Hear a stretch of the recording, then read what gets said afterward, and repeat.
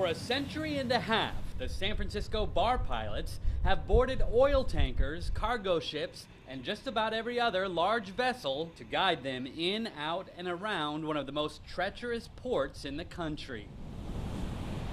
What happened in the 1850s was, as we all know, the gold rush, and many ships were coming in, running aground, getting into accidents with each other.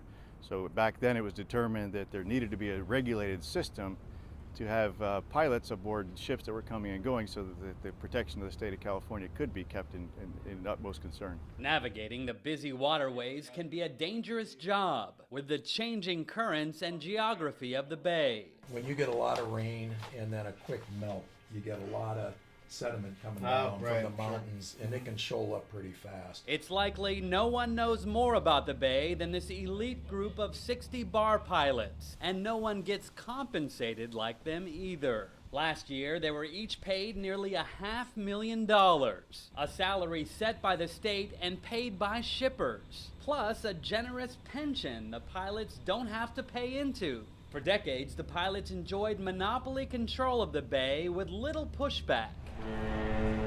Until this. One of the bar pilots slammed the cargo ship Casco Buisson into the Bay Bridge, touching off a massive oil spill still being cleaned up 5 years later.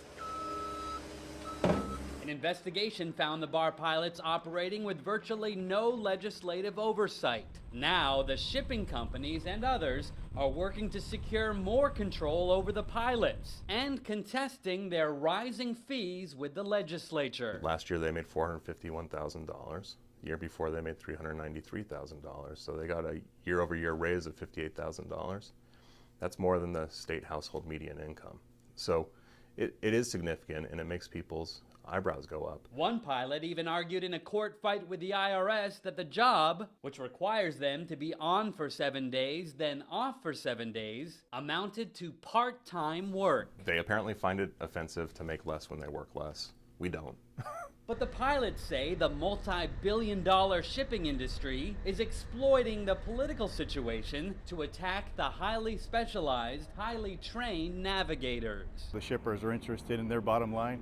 We're interested in the safety and the protection of the environment for the state of California. The battle over pilots' compensation is expected to continue in the legislature later this year. Haven Daily, Associated Press, San Francisco.